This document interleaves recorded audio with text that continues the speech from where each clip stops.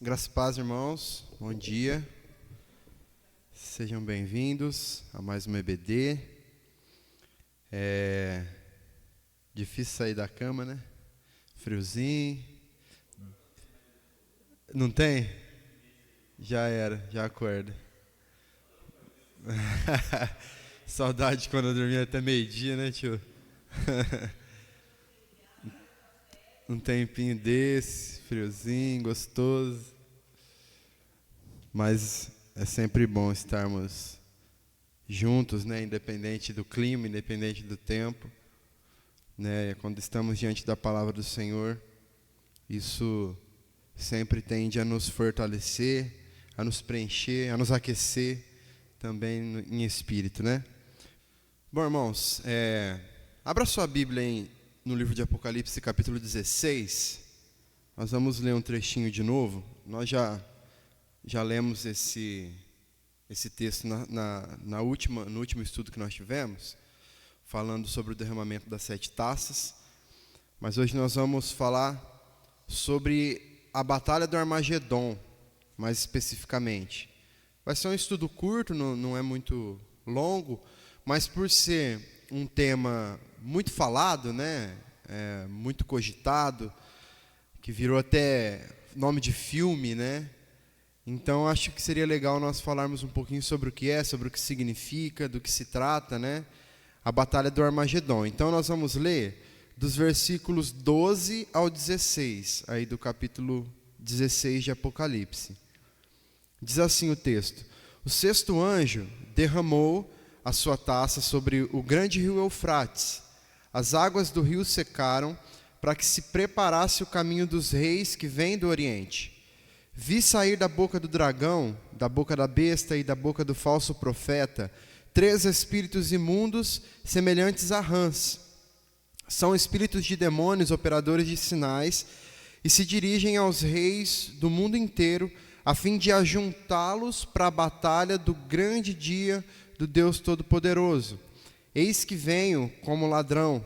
Bem-aventurado aquele que vigia e guarda suas vestes, para que não ande nu e não se veja a sua vergonha. Então, ajuntaram os reis no lugar que em hebraico se chama Armagedon, o 7º flagelo. Pois bem, irmãos, então, nós vimos aqui, né, no derramamento dessa 6ª taça, no caso, aparecer então esse lugar chamado Armagedon, né? O lugar aí é o nome que João usa para se referir a esse grande ajuntamento que acontecerá de pessoas aqui para a batalha que vai acontecer no grande dia do Deus Todo-Poderoso, como diz o texto aqui. Então, assim como a grande maioria dos assuntos aqui relacionados ao Apocalipse, é claro que não vão faltar teorias aqui a respeito do que significa, do que é, né, este lugar, essa batalha. Tanto que a palavra Armagedon, ela acabou se tornando até um tipo de referência para se falar dos últimos tempos, né? Quando se fala de Armagedon, normalmente as pessoas já estão ligando isso ao final dos tempos, aos últimos dias ali mesmo, aquela grande batalha, ao fim do mundo, né, popularmente falando. Então, o que significa o Armagedon? Para nós entendermos, então, o que significa o Armagedon, nós precisamos entender o que significa a palavra, né? O texto vai dizer que a palavra em hebraico que se chama Armagedon, né? O termo em hebraico, lugar em hebraico, diz o texto.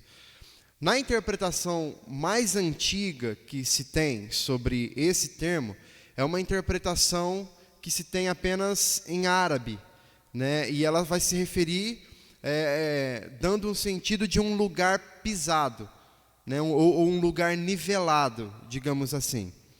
Já para as interpretações mais modernas, elas sugerem montanha do Megido, ou vale do Megido, cidade do Megido, monte de assembleia, né?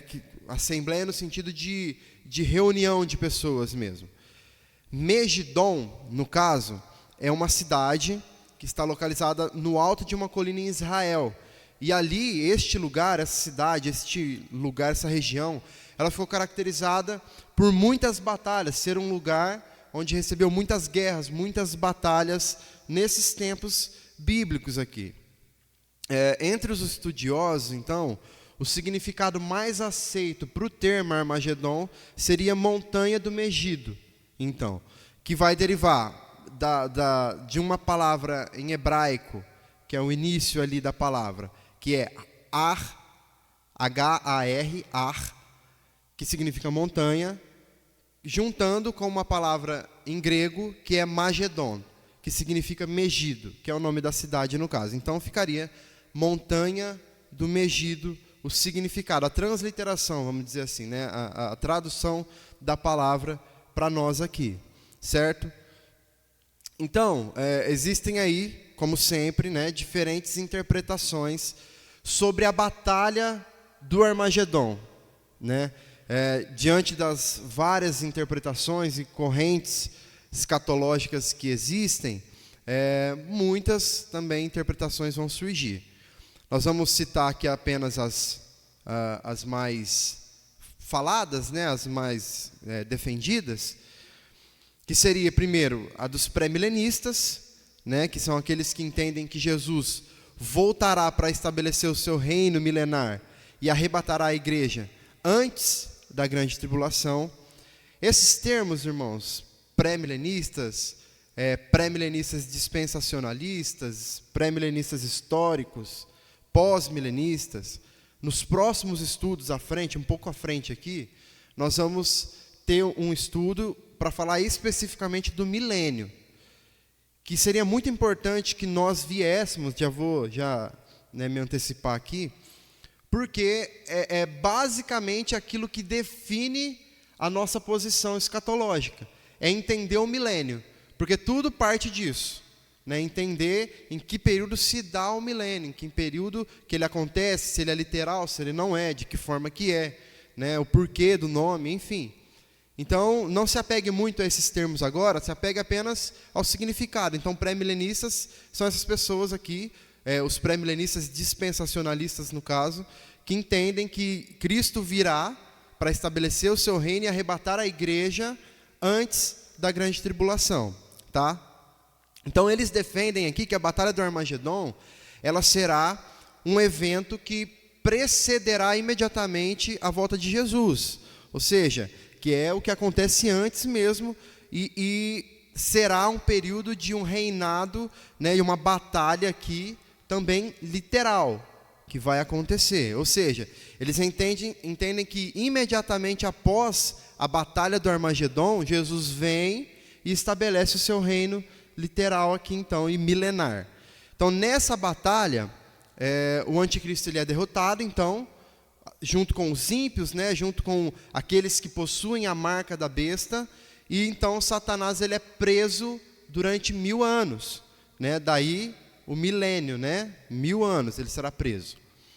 Então, algumas pessoas que fazem parte e que entendem aqui o pré-milenismo, no caso, que defendem o pré-milenismo, eles entendem que esse nome Armagedon é apenas uma referência simbólica sobre esse evento final que acontecerá. Ou seja, não é necessariamente uma localização geográfica, literal, um lugar específico ali na terra de Israel, propriamente dito. Outros pré-milenistas, por outro lado, defendem o oposto disso. Já vão defender que o cenário onde essa batalha acontecerá será de fato Israel, né? Ainda que a proporção, ainda que essa guerra, essa batalha, ela atinja o mundo, né? Atinja a todos de maneira universal, o local dessa batalha para eles será Israel, a terra de Israel mesmo, a localização de Israel. Só que, como eu disse, dentro do pré-milenismo existem várias ramificações também. Esse pré-milenismo dispensacionalista, que é esse que nós acabamos de ver, é o mais conhecido entre os cristãos, certo? Que é o que defende que a Batalha do Armagedon ela acontecerá em Israel mesmo, lá, naquele lugar, naquela região. E aí depois nós temos a interpretação dos pré-milenistas históricos, que já é uma posição um pouco mais tradicional, um pouco mais antiga dentro do cristianismo. E o entendimento é que esse aparecimento de Cristo na batalha do Armagedon já será a sua segunda vinda. Ou seja, o momento em que Jesus vem para buscar a sua igreja. Então já entendem essa batalha como esse momento, como o momento em que Jesus vem e já finaliza toda essa questão, toda essa situação. Lembrando aqui que os pré-milenistas históricos, eles defendem uma posição pós-tribulacionistas. Por isso que eles entendem que quando Jesus vem aqui para buscar o seu povo, já seria então esse final. É o fim de tudo, o fim de todas as coisas. Já se passou toda a grande tribulação, todas as questões que envolvem a grande tribulação, o período de grande tribulação. Então Jesus volta para buscar o seu povo. Por isso, pós-tribulacionistas, que vêm após a tribulação. Então eles defendem que a igreja passará sim pela grande tribulação. Os pré-milenistas dispensacionalistas, que nós vimos antes, eles já entendem que essa vinda de Jesus, ela se divide em duas etapas. Ou seja, a primeira etapa, que é o arrebatamento da igreja, do povo de Deus, e a segunda etapa acontecerá nesse período final aqui de 7 anos literais da grande tribulação, onde Jesus vem para livrar o povo de Israel e os crentes que serão alcançados nesse período dessa grande tribulação e por fim, então, finalizar este tempo, este período do qual nós vivemos. Então, se essa primeira etapa da volta de Jesus, para eles, é uma etapa secreta, digamos assim, com o arrebatamento da igreja, a segunda será algo mais visível, completamente visível no caso. Então, para os pré-milenistas dispensacionalistas, essa segunda etapa é quando acontece, então, a batalha do Armagedon. Nesse caso aqui, essa batalha, ela será um confronto, no caso, de forma literal, do exército que foi reunido pelo anticristo durante todo o período de ação que ele teve, de convencimento, através dos milagres que ele fez, através da coerção, muitas das vezes também, de todos aqueles que ele conseguiu ajuntar para si, todo esse exército reunido contra Cristo, numa luta literal contra Cristo mesmo. E aí nós temos os amilenistas e os pós-milenistas, que apesar de possuírem aí algumas diferenças nas suas interpretações em geral, eles concordam aqui que o Armagedon é uma referência simbólica aos momentos que culminam ali na segunda vinda de Cristo, para buscar a sua igreja. Então eles entendem que não é um lugar literal, não é uma batalha literal, uma guerra onde se levanta um exército contra outro, literalmente ali para uma luta, para uma guerra, mas sim que é uma simbologia, assim como toda a interpretação do livro do Apocalipse seria, o momento em que Jesus vem para buscar a sua igreja e destruir Satanás e seus agentes, e dar início então ao estado eterno, com o novo céu e com a nova terra. Ok? Então, para uma parte, se desliga um pouco dos nomes, para uma parte, entende-se que o Armagedon é uma batalha literal, que acontecerá em Israel e de proporção mundial, que atingirá a todos, e uma outra parte entende que este período, esse nome do Armagedon, a batalha do Armagedon, será simplesmente o final de todas as coisas, onde Cristo vem para buscar a sua igreja depois de todo o período de tribulação. Ok? Então, como que nós podemos interpretar essa batalha? Primeiro, nós precisamos ter em mente, irmãos, aquilo que nós sempre falamos, que a escatologia é um tema e uma área da teologia muito difícil de tratar, de lidar. E todas essas diferentes interpretações que nós citamos aqui, brevemente, elas possuem cristãos genuínos as defendendo, seja um lado, seja o outro. Então, mais uma vez, nós precisamos ter a consciência de que é preciso que haja respeito de ambas as partes, com quem adota uma posição diferente, uma posição diferente da nossa, daquilo que a gente acredita.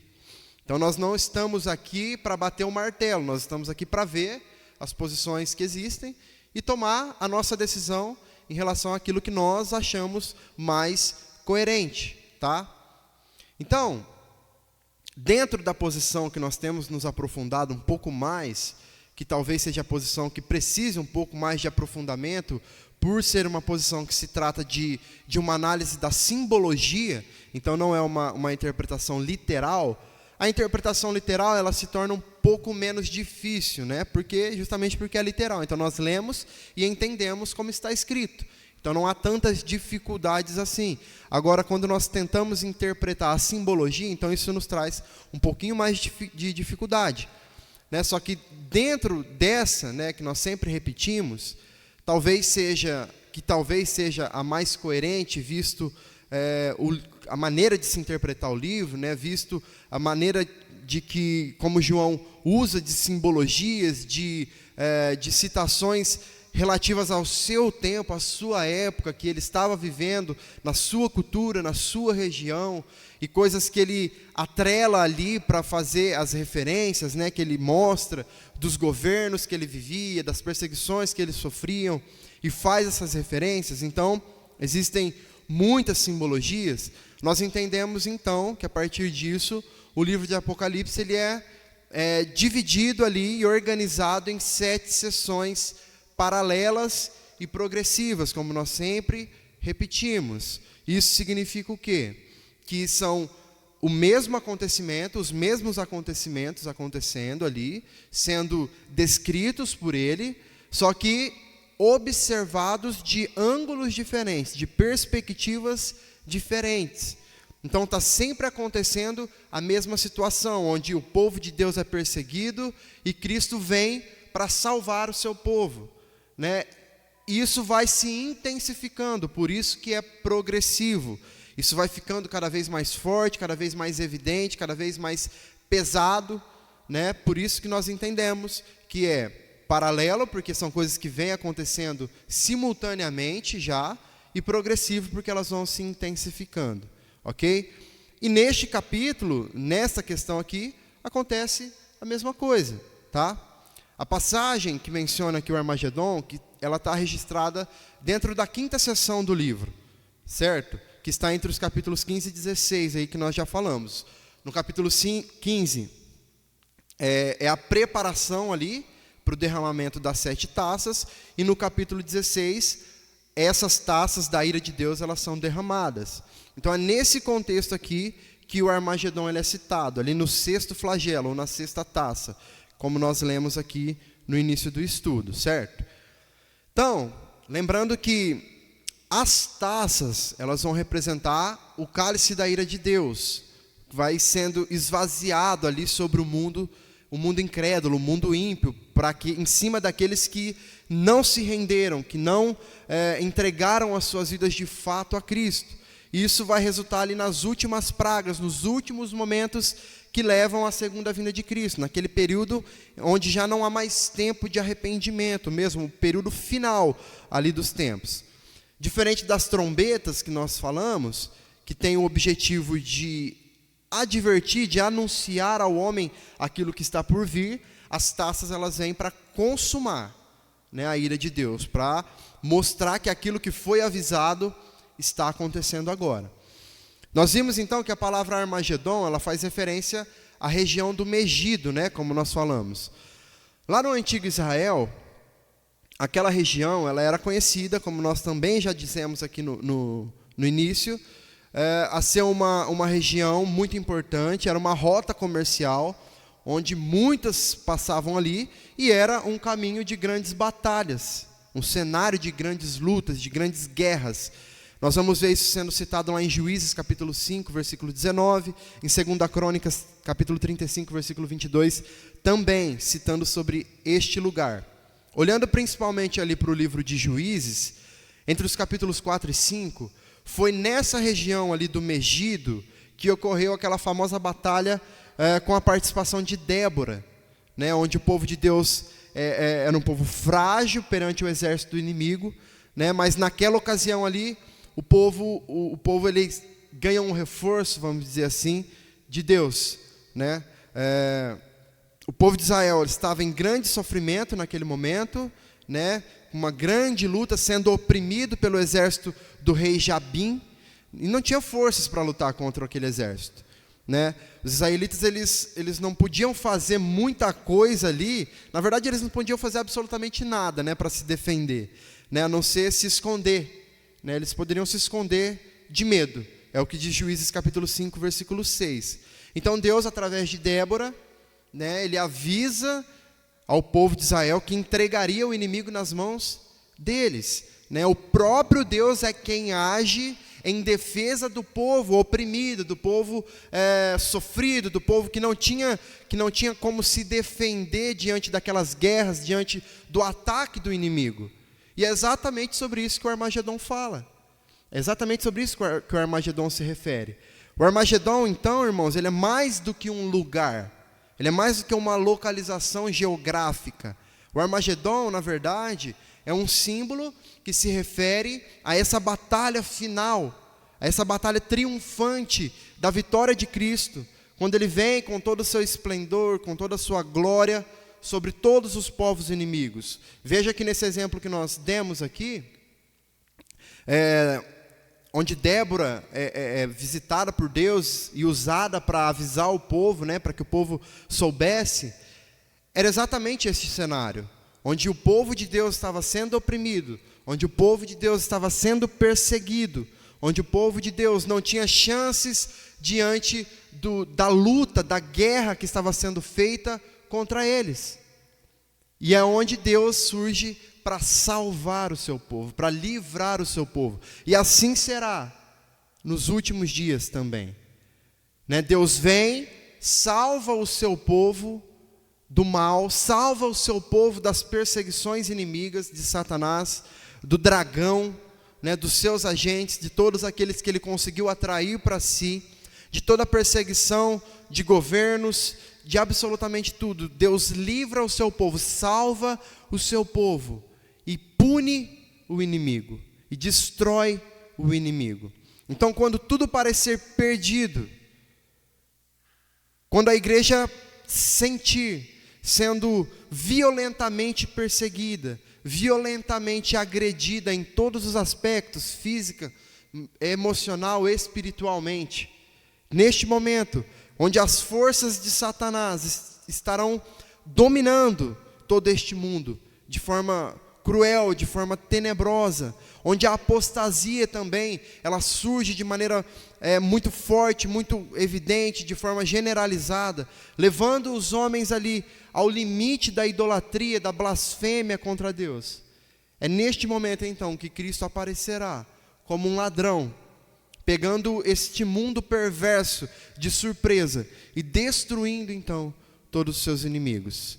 Perceba então, irmãos, que no versículo 15 ali do capítulo 16 do Apocalipse que nós lemos, está registrado então este momento, esse aviso aqui do próprio Senhor acerca deste período. O versículo diz: eis que venho como vem o ladrão, bem-aventurado aquele que vigia e guarda as suas vestes, para que não ande nu, e não se veja a sua vergonha. Satanás, diante dessa derrota óbvia e iminente que ele sofreria, que ele irá sofrer, então ele incita os homens contra Deus. Ele tenta atrair para si o máximo de pessoas possíveis para ir contra Deus, para ter um estado de... Isso não é um ir contra Deus no sentido literal, como nós já falamos aqui, mas em seu modo de vida, em seu modo de desobediência a Deus, em seu modo de apostatar em relação à fé, em seu modo de agir com as pessoas à sua volta. Satanás, ele está a todo momento tentando atrair pessoas, né, para o seu exército, para viver uma vida contrária àquilo que Deus tem. Então o Armagedon, ele é o momento da segunda vinda de Cristo, é o momento em que ele vem para livrar a sua igreja dessas terríveis perseguições promovidas por Satanás e pelos seus agentes. Então, irmãos, pense nos nossos dias de hoje, por exemplo. Todo o povo de Deus, ele ele é afligido por Satanás e seus agentes. Todas as pessoas, seja lá fora, seja aqui dentro, seja em qualquer ambiente. O povo de Deus, ele é perseguido através de leis contrárias à nossa fé, de obrigações que são impostas sobre nós para nos fazer ser aquilo que nós, pela Bíblia, não devemos ser. Nós somos perseguidos em relação ao nosso discurso de fé, diante daquilo que nós temos a dizer, temos a falar sobre Deus. Muitas das vezes nós não teremos essa oportunidade. Nós somos perseguidos pelos falsos mestres, falsos profetas, que tendem a nos ensinar coisas contrárias à fé e nos levar a viver uma vida que não condiz com o que a palavra nos ensina a ser, de maneira sutil, de maneira suave, convencendo, nos tocando emocionalmente para que nós aceitemos tudo aquilo que nos dizem. Veja, tudo isso, irmãos, faz parte de um plano de Satanás para atrair as pessoas para viver para Ele, para não viver para Cristo. E o fim, o Armagedon, este momento final será quando Cristo então livrará o seu povo de todas essas perseguições, de todas essas lutas promovidas por Satanás, de todas essas artimanhas que Satanás tem usado durante todo este tempo em que ele ainda pode agir para convencer as pessoas a não irem para Cristo. Nós temos poucos detalhes aqui sobre essa batalha do Armagedon no capítulo 16. Nas próximas sessões que nós encontramos, que nós vamos ver, nós vamos encontrar um pouco mais de detalhe sobre essa batalha aqui. Lá no capítulo 19, por exemplo, no capítulo 20, isso vai ficar um pouco mais evidente. A nossa ideia hoje é falar sobre o que é essa batalha, o que realmente significa essa batalha do Armagedon. Então, dentro dessa nossa linha de interpretação, irmãos, é importante nós percebermos que não se tratam, então, de 3 batalhas diferentes, mas de uma única batalha, certo? A batalha do Armagedon, que é o ataque final das forças satânicas à Igreja de Cristo. No Armagedon ocorre, então, a derrota final e definitiva dos inimigos de Deus. E aí, embora essa derrota de Satanás e dos seus agentes, quem seriam seus agentes, que é citado em todo aqui o Apocalipse? A Babilônia, o Anticristo, o falso profeta, os ímpios, todos esses. Embora essa derrota ela seja descrita aqui em relatos diferentes, nos relatos bíblicos aqui, todos eles caem ao mesmo tempo, ou seja, na segunda vinda de Cristo.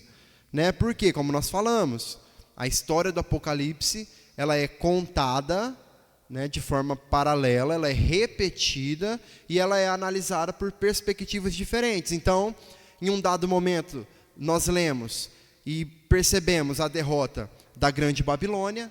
Em um outro momento, nós percebemos a derrota do Anticristo, do falso profeta, das bestas, dos ímpios, mas não significa que serão momentos diferentes, um após o outro. Significa que todos eles serão derrotados. É como se você estivesse assistindo um filme. Ele tem um período de duração de 2 horas. Só que dentro desse filme, aí vamos pensar que acontece um acidente trágico e todos eles morrem ao mesmo tempo. Mas aí nesse filme vai mostrar o desespero de cada um deles morrendo. Individualmente, eles estão no mesmo lugar, eles estão morrendo na mesma hora, certo? Só que o filme tem uma câmera em cada pessoa, específica. Enquanto eles estão morrendo, enquanto estão acontecendo essas coisas, você está vendo primeiro a câmera de um, depois a câmera de outro, depois a câmera de outro, e depois a câmera de outro. Mas todos eles estão morrendo juntos, em um mesmo acidente, em uma mesma situação. É o que acontece aqui no final dos tempos. Satanás e seus agentes serão condenados juntos ao inferno. Ok? Então nós não precisamos entender, isso é uma escolha sua, irmãos, tá? Nós estamos aqui falando dessa interpretação. Nessa interpretação aqui, nós não devemos entender a batalha do Armagedon como sendo um conflito em que exércitos humanos aí vão medir forças com o próprio Cristo, né, e com o seu exército celestial, de forma literal, né? Acaba que muitas pessoas, irmãos, muitos palestrantes, pregadores, acabam utilizando aí dessa imagem, né, do Armagedon para criar uma narrativa um tanto quanto emocionada, vamos dizer assim, deste momento, e meio que começa a fazer até uma dramaturgia dessa situação, né? E eu já vi pregadores falando que neste período aqui, todas as armas humanas estarão apontadas para Cristo, né? Os tanques de guerra, enfim, as armas mesmo, os aviões caças, tudo aquilo ali sendo mirado para Cristo e atirando e jogando, né, todas as armas contra Cristo e contra o seu exército, né? Mas, irmãos, isso é muito fantasioso nós pensarmos nisso, né? Isso sairia completamente aqui do propósito, do intuito do livro do Apocalipse, né? O livro do Apocalipse se trata de salvação, né? Nós estamos falando de coisas espirituais que muitas vezes desabrocham no mundo físico, obviamente, porque chega um momento que não tem como ser diferente, mas nós estamos falando de Cristo vindo arrebatar a sua igreja, levar o seu povo daqui e destruir este mundo. Não há margem para guerrinhas. Não dá tempo, não vai dar tempo de que os homens vão criar ali um exército poderoso, forte, com muitas armas, das mais pesadas possíveis, para atacar a Cristo, né? Como se fosse num filme, quando a gente vê o filme do Kong, que a polícia começa, aquele monte de gente atirando no Kong para ver se mata o Kong. Não é isso, irmãos. Isso é fantasia, né? Isso são pessoas tentando criar uma narrativa para atrair outras, às vezes até pelo medo, né? E esse não é o caminho, nós não precisamos disso. Nós temos que entender que o Armagedon é um símbolo do limite que chega à rebelião humana, a rebelião do mundo incrédulo contra Deus. O Armagedon é o ápice dessa guerra, da blasfêmia do homem que se volta contra Deus. Nós temos que entender o ajuntamento que acontece ali no Armagedon como uma descrição do tamanho da blasfêmia do homem para com Deus, que mesmo diante do juízo divino que está iminentemente sendo derramado sobre eles, o homem insiste com toda a sua loucura afrontar a esse Deus. Então, irmãos, nós temos que entender também que o Armagedon é uma referência da derrota definitiva dos inimigos de Deus e da sua igreja, ok? É um momento em que as forças do mal, as forças do diabo serão terminantemente esmagadas. O Armagedon é o momento em que os salvos serão glorificados com Cristo e os ímpios serão condenados com Satanás. O Armagedon é o momento de lamento da prostituta e da imensa alegria da noiva, como nós já vimos também. É onde a grande Babilônia cai e a nova Jerusalém se levanta de forma esplendorosa, preparada para o noivo. Perceba o contraste que há nessas situações: o ímpio sendo condenado e o justo sendo salvo, a prostituta sendo condenada e a noiva sendo salva, a grande Babilônia caindo e a nova Jerusalém se levantando, se reerguendo. São contrastes daquilo que a volta de Cristo fará com o povo, com este mundo. No versículo 17, nós não lemos, daqui do capítulo 16, é derramado o sétimo flagelo, né? Se no sexto flagelo, onde é citado o Armagedon, refere-se aí à segunda vinda de Cristo, o sétimo flagelo, ele vai descrever o grande dia do juízo de Deus. Após o Armagedon, após essa batalha, essa guerra, após o sexto flagelo da ira de Deus, a sétima taça é derramada. Então, como nós já dissemos aqui, é nesse momento que termina a presente era e começa então a eternidade. Novos céus, nova terra. Ok? E eu finalizo, irmãos, com o mesmo versículo que nós finalizamos na semana passada, que é o versículo 15. Eis que venho como vem o ladrão. Bem-aventurado aquele que vigia e guarda as suas vestes, para que não ande nu e não se veja a sua vergonha. Mais uma vez, irmãos, nós estamos como igreja sendo alertados, sendo chacoalhados pelo próprio Cristo, que está dizendo que nós ainda temos tempo, que está dizendo que nós ainda estamos aqui, sendo preparados, observando as taças da ira de Deus prestes a serem derramadas, ouvindo as trombetas tocando, percebendo os selos sendo abertos. Nós ainda estamos aqui. Porém, o texto diz: bem-aventurado aquele que vigia e guarda as suas vestes. Nós estamos sendo chamados, irmãos, para estarmos atentos, vigilantes, para guardarmos as nossas vestes. O que significa isso? Vivermos em santidade ao Senhor.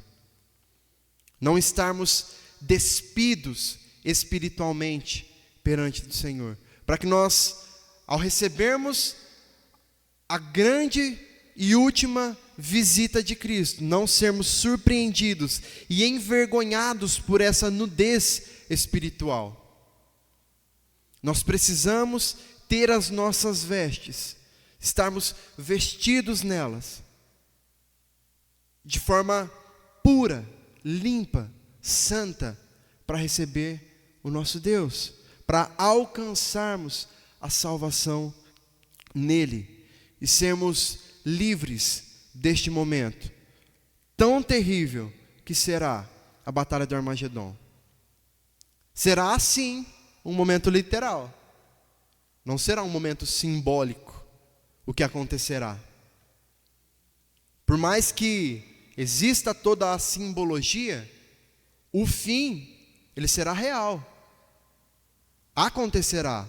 Os salvos subirão e viverão eternamente, gozando da alegria de estar ao lado do seu Senhor. Os condenados serão condenados ao inferno e viverão eternamente uma vida de dor e ranger de dentes. Eternamente. Bem-aventurado, feliz é aquele que vigia e que guarda as suas vestes para que não ande nu e não veja a sua vergonha. Feliz é aquele, irmãos. Nós precisamos ter em nossas vidas essa alegria, essa felicidade. E, irmãos, algo que eu sempre bato na tecla aqui é que a volta de Cristo, ela pode estar mais perto para uns do que para outros. Quando nós estudamos o livro do Apocalipse, nós esquecemos a vida real, onde nós podemos estar nos encontrando com Cristo amanhã. Onde este tempo pode acabar para nós amanhã. E aí? As coisas vão acontecendo, né? Essa semana perdemos uma irmã da nossa igreja, do nosso convívio, e ela já se encontrou com Cristo. E nós? Talvez, irmãos, nós não viveremos esse apocalipse literal que nós estamos estudando. Talvez não dará tempo. Mas talvez o nosso encontro com Cristo, ele se dará antes. E aí, nós estamos preparados? O vigiar né? E manter as suas vestes guardadas é para agora. Não é para quando Jesus voltar para nos buscar. Ele pode voltar daqui 1, 2, 3, 10 anos? Pode, e nós estarmos aqui ainda? Pode. Mas isso ainda pode demorar, nós não temos esse controle nas nossas mãos. E todas as vezes que o homem tentou fazer cálculos e tentar entender quando que Cristo voltaria, ele fracassou. E vai ser assim enquanto alguém estiver tentando. Sempre vamos fracassar nisso. Só Deus sabe. Mas, irmãos, inclusive só Ele sabe também quanto tempo nós ainda temos aqui.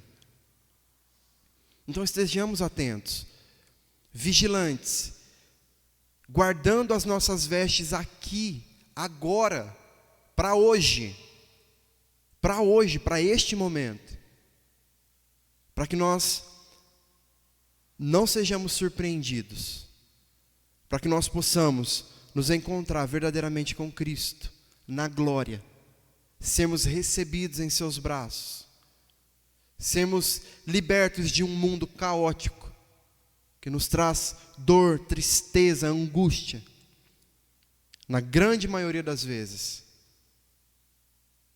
Amém? Vamos orar? Senhor, nós te agradecemos, Deus, pela sua palavra, porque ela é fiel. E nós sabemos, Pai, que em hipótese alguma, quando a sua palavra é proferida, isso se faz de maneira vazia e sem frutos, porque não é pela nossa palavra. Nós proferimos uma palavra que é santa e que age através do próprio Deus, que age através do teu Espírito em nós. E o seu Espírito não falha, o seu Espírito não é limitado como nós somos, o seu Espírito não erra em palavras, não erra em ações. Nós cremos na perfeição do teu Espírito, Pai. E nós cremos que todas as vezes em que a sua palavra é proferida, há êxito, há vitória. Há corações que são tocados, convencidos pela tua palavra.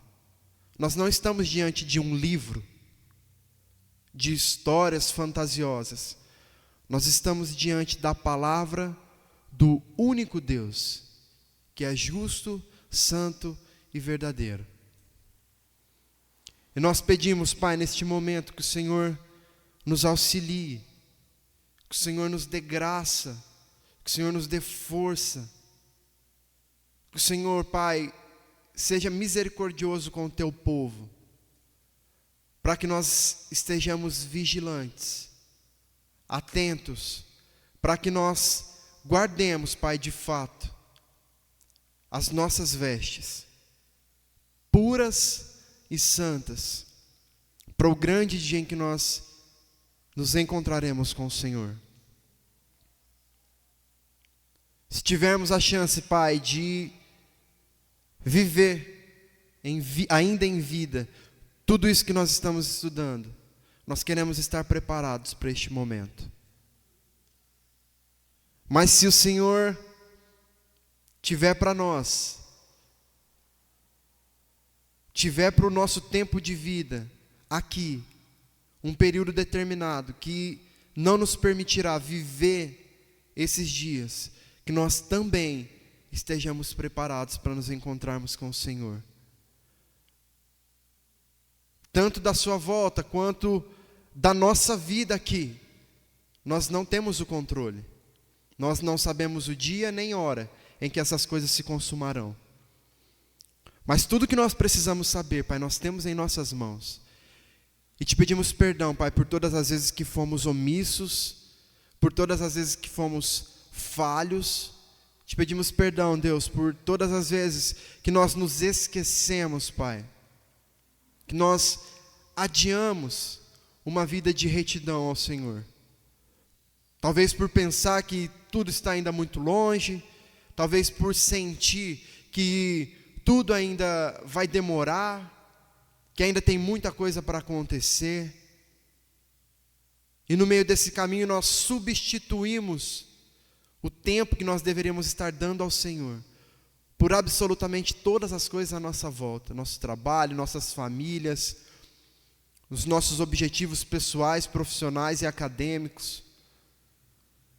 Nós trocamos o Senhor de forma tão rasa, tão barata, tão fácil.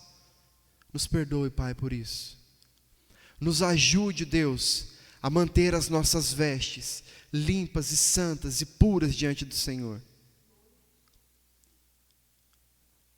Nós queremos ter a grata surpresa de nos encontrarmos com o Senhor e não a terrível surpresa de não vê-lo, Pai.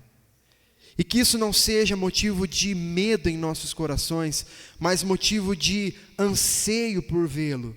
Motivo de entender, Pai, que o tempo que nós estamos vivendo aqui é graça, é bondade do Senhor, para que nós estejamos cada dia mais preparados para receber o Senhor, para nos encontrarmos com o Senhor. Que nós não fechemos, Pai, os nossos olhos. Que nós não nos esqueçamos, Pai, que se ainda estamos aqui, é porque o Senhor permite que estejamos. Que se ainda estamos aqui, é porque o Senhor tem nos dado uma nova chance de sermos fiéis ao Senhor. Nós não temos outro motivo de viver, Pai, a não ser sermos fiéis ao Seu nome. Nós fomos criados para render glórias e adoração ao Senhor. Não nos deixe esquecer disso, Pai. Nós suplicamos, Senhor, que o Senhor não nos permita esquecer dessas coisas. Age em nós. Toca no coração dos Seus filhos. Reacende, Pai, aquela chama que se apagou. Muitas das vezes pelas circunstâncias da vida, muitas das vezes pelas dificuldades que passamos, muitas das vezes pelas desilusões, pelas perdas. Nós somos humanos, Pai, e somos fracos, falhos. E se não for o Senhor, Pai, em nós não conseguimos. Se não for o Senhor, Pai, em nossas vidas, nós nos desviamos da Sua presença de forma fácil. Nós nos distraímos fácil. Por isso nós te pedimos, Pai, que o Senhor nos auxilie. Que o Senhor conceda graça, Pai, para que nós não nos percamos, não nos desviemos dos Seus caminhos, Pai. Nos abençoe, nos guie, nos livre de todo mal. E que nós possamos viver, Pai, as nossas vidas dispostos a levar o Senhor, a levar a mensagem do Evangelho, a levar a Tua palavra onde quer que nós estejamos. Porque é para isso que o Senhor nos permite ainda viver. Nos conceda, Pai, um ótimo restante de dia. Nos proteja, nos livre de todo mal, Pai, e que nós possamos estar à noite aqui dispostos a render louvor e adoração ao Senhor, Pai. Por tudo nós te louvamos e agradecemos no nome de Jesus. Amém.